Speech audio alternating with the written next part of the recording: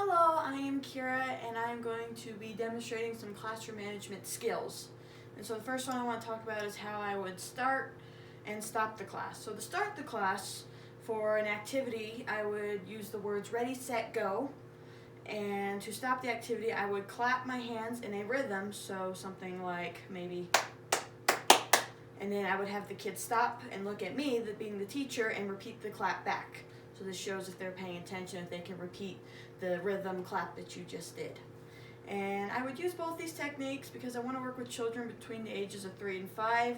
And I think these are easy concepts to understand for that age. And so next I will be doing how I will move the students into different group formations. So I would use 4 different colors, so blue, red, yellow, and black wristbands that the students will be given when they enter the gym. And so if I want to do like pairs, for example, I could call out like 2 colors such as red and blue, find a partner. So it would be, so all the red people and all the blue people would find a partner, and then maybe like yellow and black could find a partner. And then the students can't find a partner, I designate like a friendship area, so that way, you know, when they're making partners, sometimes it gets crazy, and that way there can be a separate area where students can go to be like, oh, this person doesn't have one, which also helps with inclusion.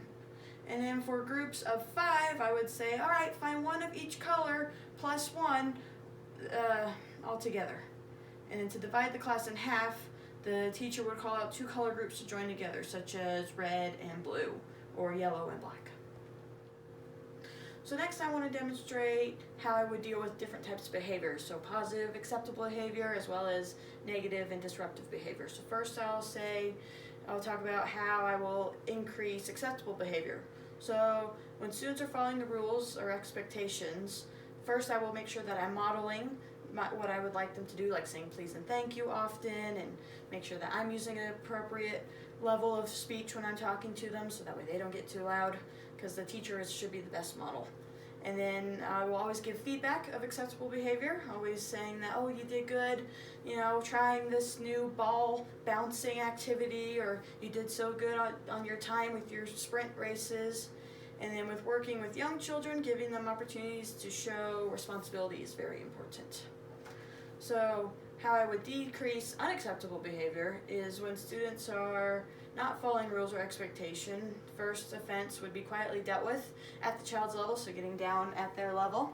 And then second offense will be removed from the area that is causing the misbehavior, and maybe asking the child if it's too difficult, because sometimes misbehavior could also just be frustration, that maybe they are not able to hit the ball with the bat and they're frustrated with that, or maybe they're not able to catch the ball, and that can cause some misbehavior that's just from frustration, so that's nobody's fault in that case.